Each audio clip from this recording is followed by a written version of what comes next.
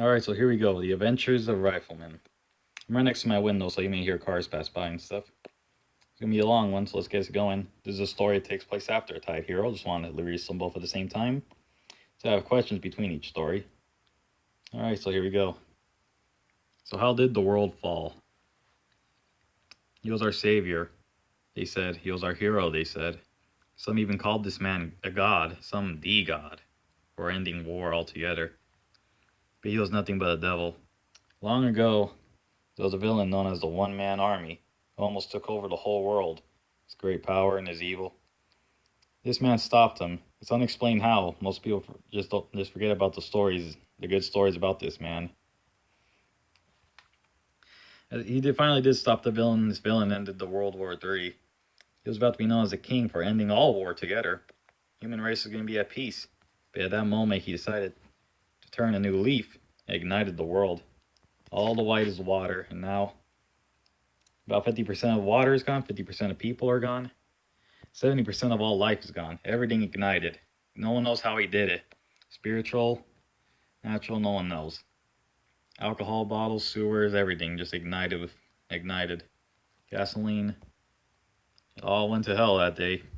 And ever since then, 50% of all humans died. Every continent needed supplies and food to live. So they took it from each other, causing a new war. Now World War IV, not continuing World War III? Nope. This is the war that will end humanity. Off in the distance, on a small little continent, there's a man calling for someone named Armstrong. He replies with, "Yes, what is it, General?" "What is it, General?" Trying new voices. "I want to give you something. Bam, a world savior ring was supposed to be given to our hero before he betrayed us all." Or is it a bit blurry?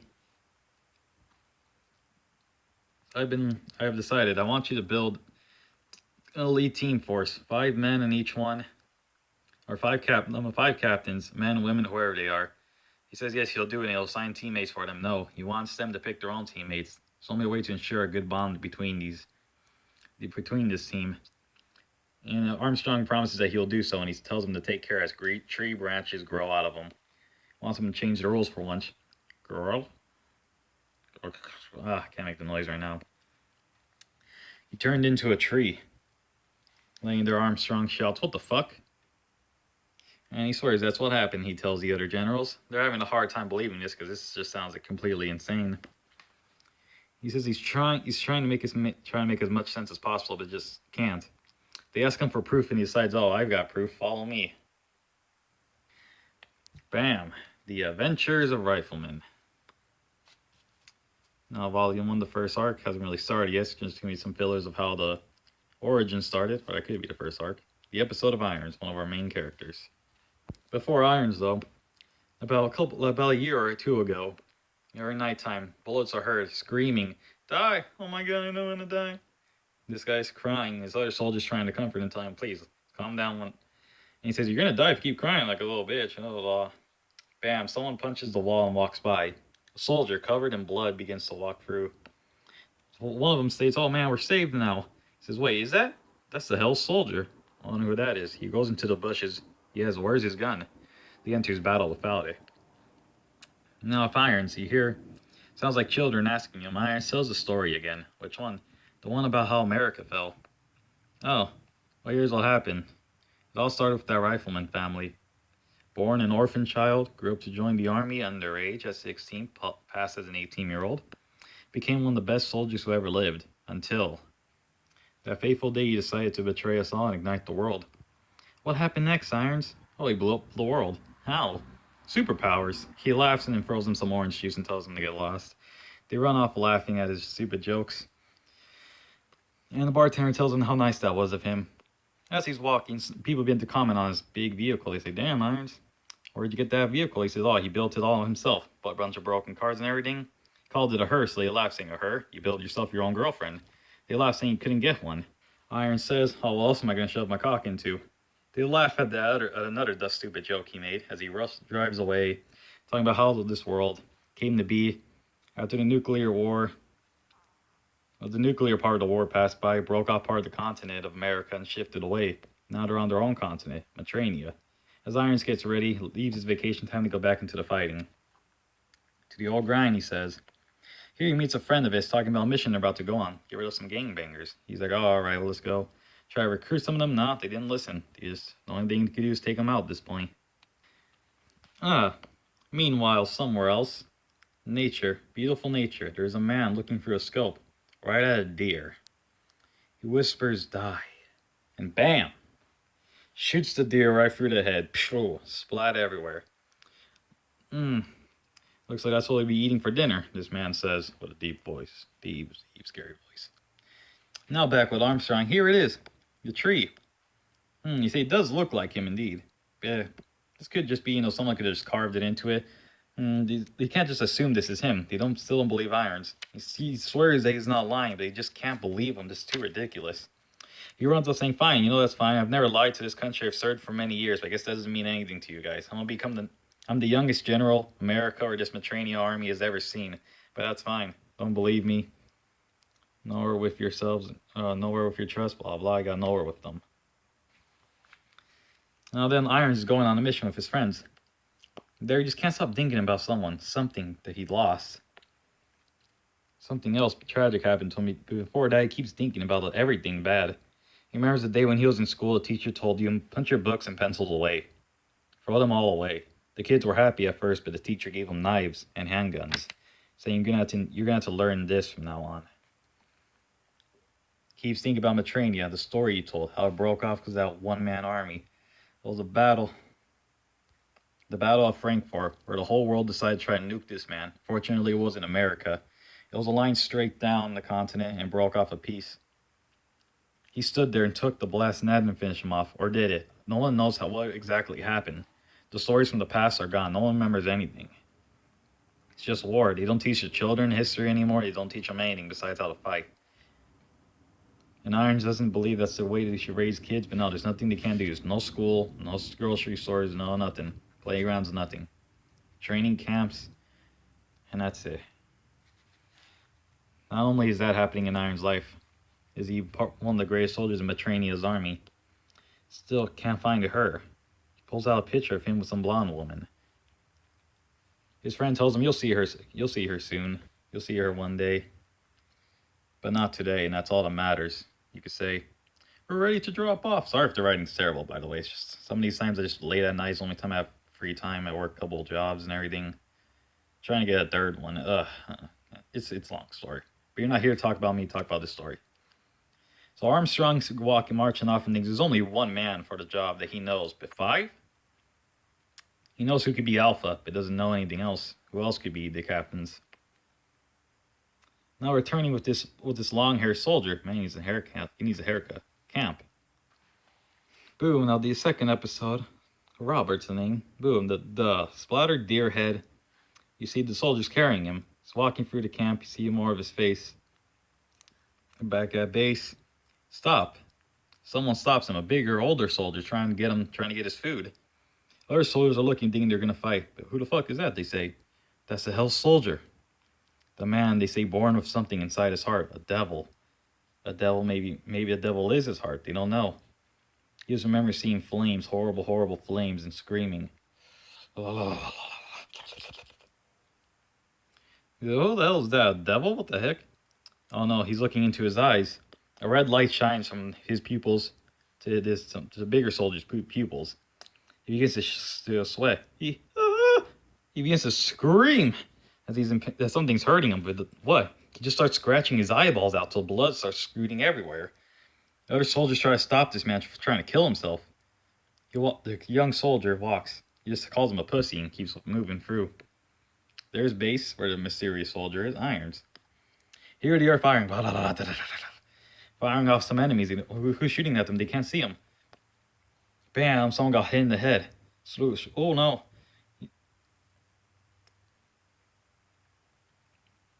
Gosh, I don't know where I cut off. He looked into his eyes, a red light shined, screamed, blood.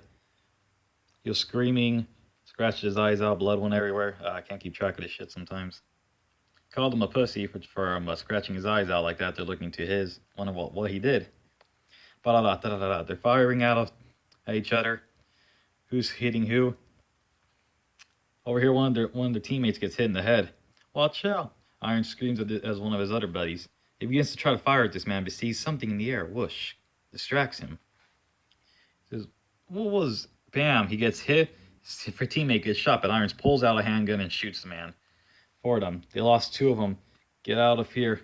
He tells them to run. He'll hold them off. And keep running.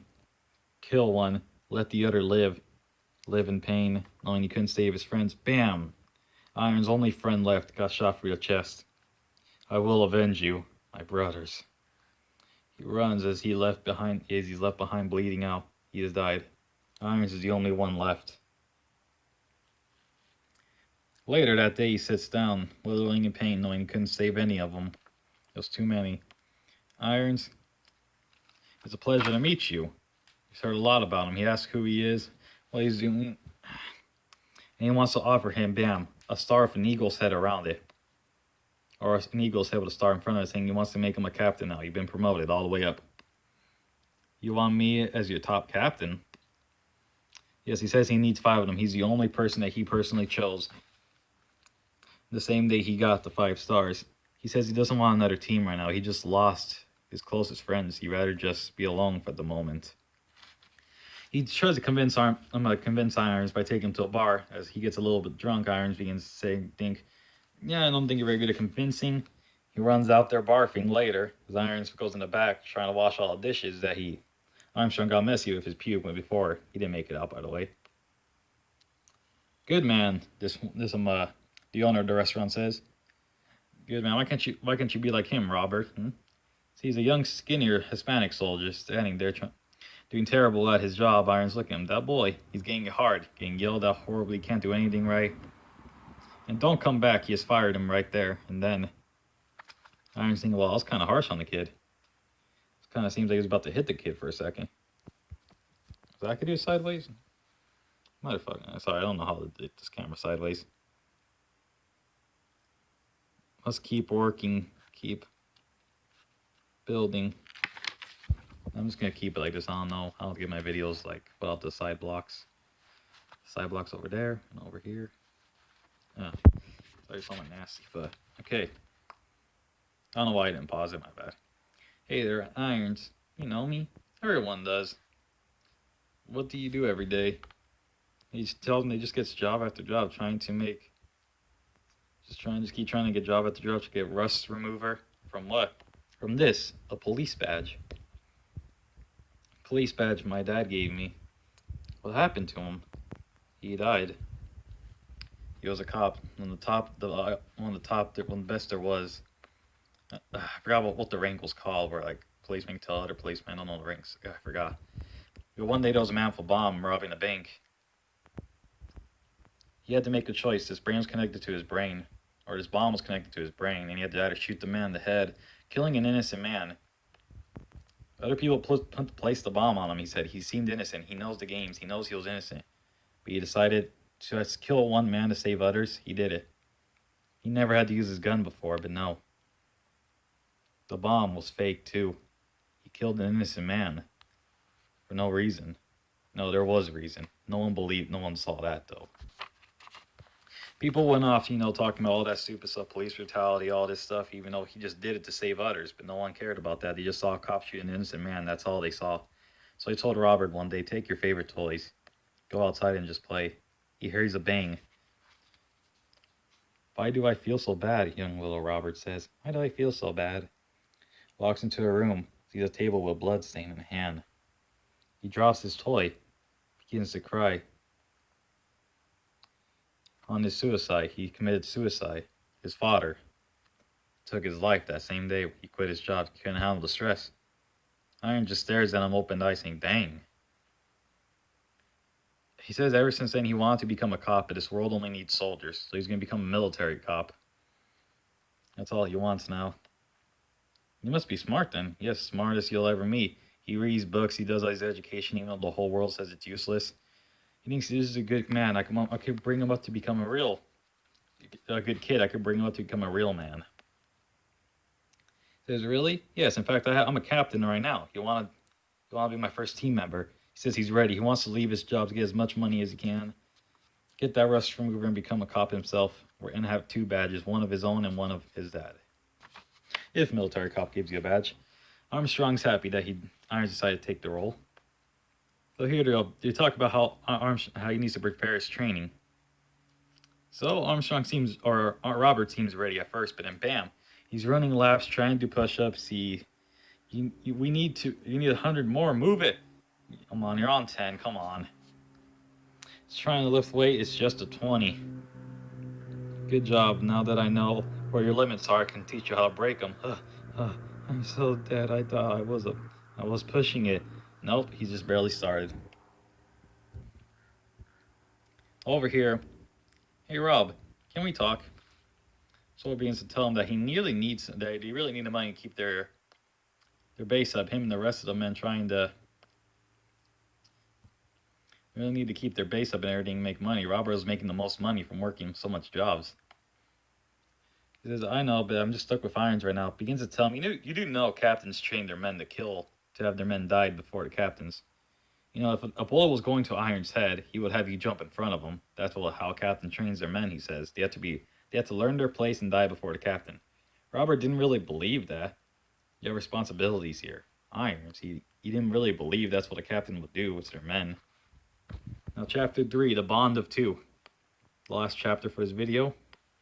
They're walking and sees a poster of missing children. Irons and Robert keep going. They ask him, is there something wrong, Robert? No. You're not going to let me die, right? Of course not.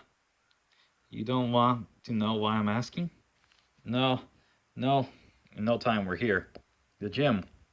150 pounds, 54, 55, 56, 57. Yeah, yes, man. Muscular man. Lifting the weights. Rob says, man. Well, he's a heavy lifter. Yep, Irons wants this man on his team. He's perfect. He needs that heavy man to replace Robert's small size. Go, Bergie's strong. Bergie's strongest. He has a funny sounding voice. What type of name is Bergie? The best. Who are you, skinny? No, me. I'm not skinny. But I am skinny, but I don't want. What do you do? What do you want? Save me, Irons. Robert says he's scared to see another muscular, hairy man. You and Bergie. Why you make Marcos angry? I think I'm stronger than you. That's why. I probably missed the box right there. Makes no sense. He says he wants them on their team. Marcos doesn't want to join a team like that. He knows what a captain does to their men, train them to die for him and everything. Bergie gets mad that he's making his friend mad. Pow! Irons pops him right in the gut. He goes back and says right hook, smacks him across the face. Marcos runs up saying, you stupid bitch, and kapow, bam! Irons kicks his ass. He says, Irons, what the fuck are you doing? Robert says, you fucker, Marcos says on the floor. Irons realizes, oh shit, left my iron knuckle gloves on. Bergie begins to cry to say, hey man, this is a disabled soldier. You can't even see. He's blind and everything. Multiple disabilities, and you're over here beating on him. What's wrong with you? Why, Irons? Robert tells. Shit, I don't know where I cut off again. So, stupid bitch. He beats up Bergie, and then beats up Marcos. Robert tells him, what are you doing, you motherfucker? Crazy. Bergie cries. They tell him, this is a disabled soldier. You can't see. What are you doing beating on him? Maybe I took that too far. Probably. Motherfucker, you're crazy. He says, oh man, that sucks. We needed the two. We're about to go out. A medic and a strong man like that. What? Instantly, he's already tied the Irons back. You're ready to jump. I don't want to jump. Oh, Irons, I'm scared. I won't let you fall, Skinny. Stop crying. I'm not skinny. I'm not crying. No. Keeps crying like a crazy madman. The parachute poofs off. Bang, bang, bang. Iron starts firing guns down on the floor. Killing these other gang members, the ones that killed his teammates earlier. Oh, where's our sniper? They scream as Irons lands on the floor. He killed them already. He already killed our sniper. Bang, bang. Someone pick it up, and Irons begins to set his gun ready. Robert's in the background freaking out. His bullets are getting near him. Nah, you need my grenade launcher. Wait, what? You had a grenade launcher in your backpack this whole time? Well, if you landed on your back. That's not how grenade launchers work. It doesn't work like that. It's not a bomb. Well, good. It better not be a bomb. Besides, I do carry C4, TMT, and a bunch of other explosives in my bag, too. I love explosives. God save me. Take me away from here. He goes to the floor as he's taking bullets to the back, but that vest Irons got him is working. How's the vest I got you, huh? It still hurts. This is for all my men you've killed, you sons of bitches, blah, blah, blah. It's going off as he's blowing them up with his grenade launcher. Boom, bam, bam. He screams, Robert, Blood's everywhere, fire, exploding every body parts. An arm falls and hits Roberts in the face. Hits Robert in the face. He's crying. Bam, to the medic room.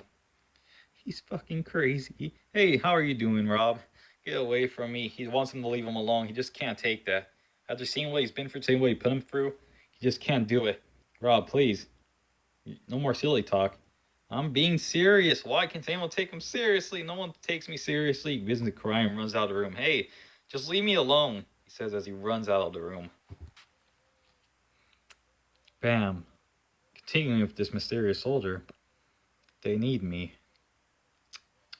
Footsteps. Who needs them? No one knows. Well, mysterious boy. I'm not so good at this being a captain stuff.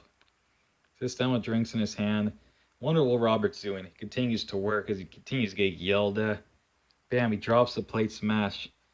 No, you can't do anything right. All this bad stuff. Get out of here. You suck at this job. Earlier, other bigger soldiers begin to beat on Robert and pick on him. Calling him names, punching him, beating him with bags of fruits, frozen fruits.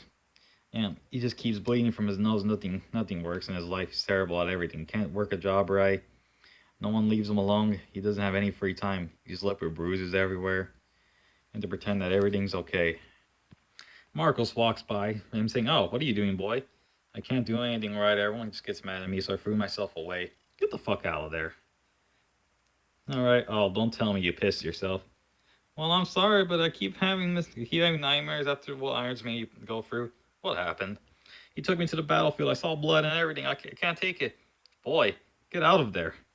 Sorry. Don't say sorry. Sorry. Stop saying that.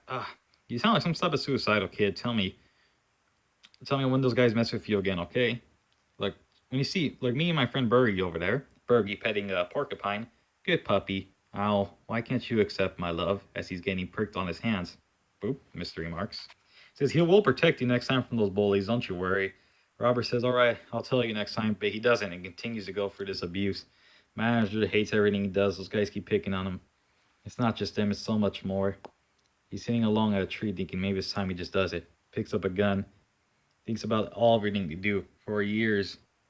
Puts it to his head. Someone comes and stops the gun saying, Robert, listen to me. A Hispanic general. Sits down with him, let's talk. You and me are a lot alike. Parents didn't come from here, but we were born in this country. Look what I became of my life here. My parents weren't legal or anything. They drove without licenses sometimes. And he had a nice talk about their lives and their race and how they were a lot alike. He says, listen, he continues to talk to Robert as if he's father and son. He loves everything he does and knows about Robert's dad. And tells him, listen, Robert, the only time a man is sad in this world or depressed is where he's not where he belongs. A man is only depressed when he's not where he belongs. Go to Irons right now. You need to travel the world. He cries thinking that's not good. He doesn't want to be with Irons, but he told him that Irons only had one bulletproof vest. And he gave that to Robert, but Irons yet still stood in front of Robert, giving him as much protection as possible. Go to him. At that moment, he realized Irons does care about him. He wouldn't train him to die for him. Instantly, Robert begins to run towards Irons. He keeps going looking for him as Irons sees Marcos and Barry come up to him. He asks him what they want. They say, we'll join your team if you get us a tank. That's all we really want right now. And why, after all that, a tank? Bergie's an engineer. He needs a big, buff, tough vehicle just like him. Alright, tank for you guys on my team. Alright then. Fine, Bergie says, with an angry expression on his face. And even more later that day. Oh, Robert, what is it? I want to go with you. Take me away with you. He says, what the hell? I don't want to be here any longer. I don't belong here. I want to travel the world with you. Please, Irons, I'm sorry for running away. Please let me on the team. Bam. And this will continue next time with the episode of Connor, the mysterious soldier. The same soldier covered in blood in the beginning of the story. We'll find out more about him and everyone else next time. So yeah, that was the Adventures of Rifleman. Hope you all loved it. I tried to post this earlier, but YouTube said I couldn't have a video longer than 15 minutes. Got it fixed.